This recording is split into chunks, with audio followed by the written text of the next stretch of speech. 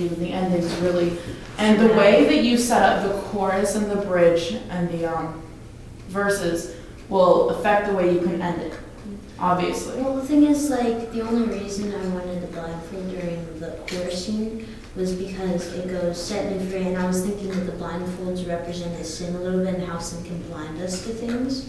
But there's a way to make the chorus, dramatic with the blindfolds. That's the only reason why. Absolutely. One of the things that I really thought about in the last couple of weeks is I was listening to the song a lot. Tori, you know this story. You may not, Sarah. No, actually you do. You remember when I was talking about being in the mental hospital? Mm-hmm. I swear this song could have literally been written when I was in that hospital.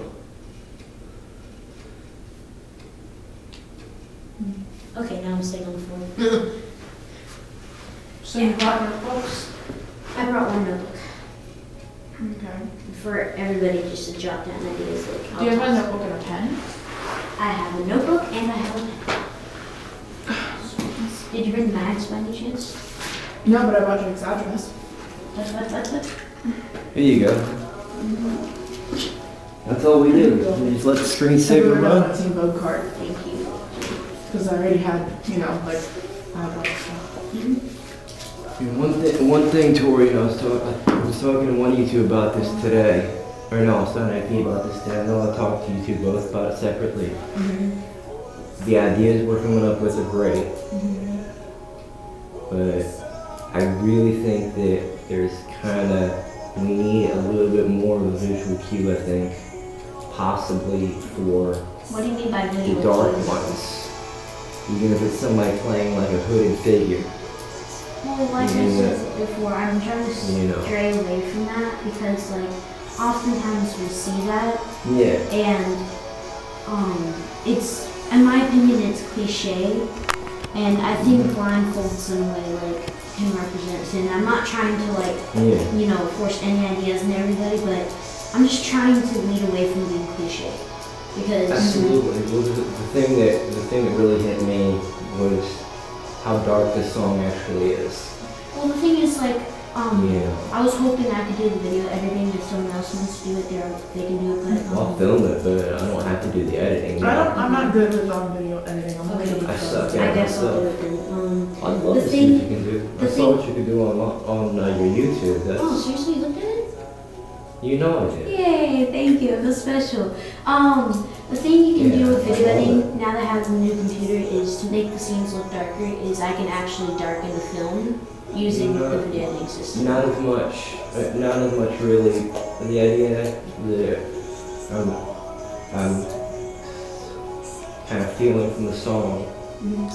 I love the whole bringing the blindfolds in when in the chorus. I think that's absolutely right. Like we do like one of them, we focus on it like as they hit maybe 3 when they hit the guitar, just like that. But the one thing I'm thinking of is, this is a very dark song. How dark can you literally go without stepping over the line? Walk right up to the line, but don't cross it. I have an idea. Like, how about instead of actual people, maybe people with like gloves on, you can only see their hands, like sort of grabbing something. Like, I know this is bad to compare to, but have you seen any of the Evanescence music videos? The one with the girl in the mirror and she you see all the hands around her and stuff like that? I've seen that. Don't watch it. I watched the first part and then they got into other stuff and I was like, whoa, that made me stress. What I'm literally thinking more is, I don't know what you guys watch for movies. You know probably better than Sarah does what I watch. I'm basically was raised ever since my dad split on slashers. So it's like I know that suspense aspect. I'm almost thinking behind how close to that can we get without crossing the line. I don't think it's how dark you get, I think it's how much light you put into it at the end. Oh, absolutely at the end. Like, I was thinking maybe right here. We could do a panel shot horizontal, showing everybody sitting down, their blindfolds coming off, but then it's really dark in the background, and all of a sudden you see these black hands trying to wrap around them, almost like dozens of hands, like not like that, but like sort of like, you know how snakes are, like sort of like wrapping around like that, like trying to make them stay in their seats. you're You know, talking so to they somebody won't that go. their older brother loved hunting snakes. Where did popsicle stick people go? Popsicle stick. I think they're next door. One. They're somewhere. They're either over here, possibly. So I was thinking something like that, you know. I was thinking that would be cool.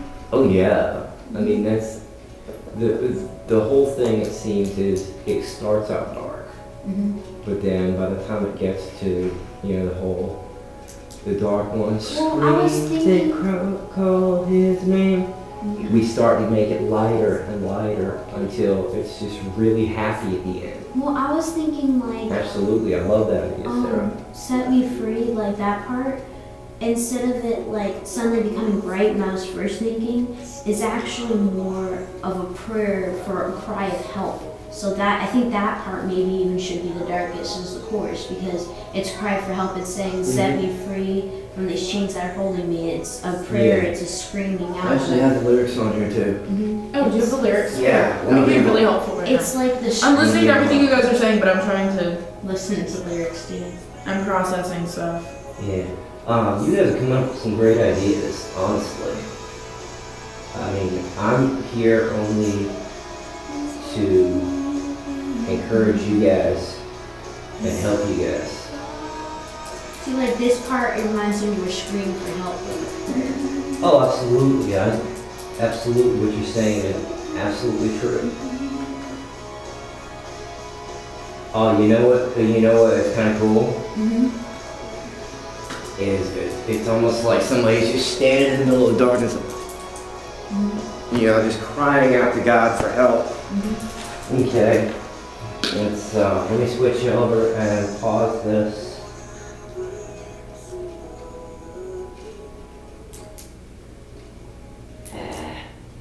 Wrong button. Well, wait, hold on. Do you think we might be able to find the story behind that song online somewhere? Because Absolutely, I got a Professor Crown's website. Yeah, I got the verses and stuff right here. That's cool. Because like Casting Crowns, what they do a lot is they make a story from the song. I got it Like, right here.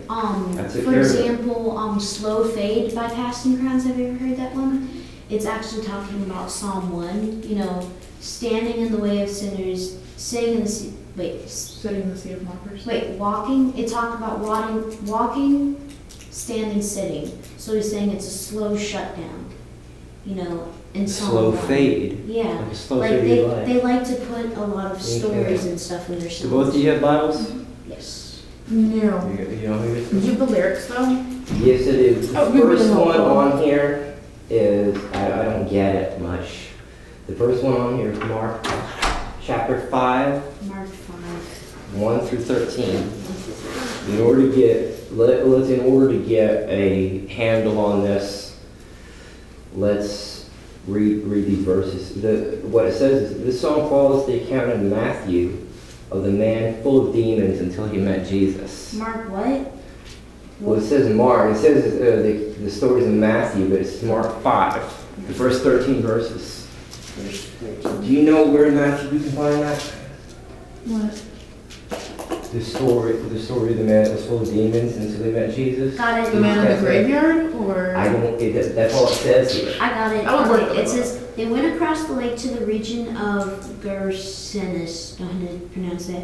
When Jesus got out of the boat, a man with an evil spirit came out from the tombs to meet him. This man lived in the tombs, and no one could bind him anymore, not even with a chain. For he had often been chained hand and foot, but he tore the chains apart and broke the irons from his feet. No one was strong enough to subdue him. Night and day among the tombs and the hills, he would cry out and cut himself with stones. When he saw Jesus from a distance, he ran and fell on his knees in front of him.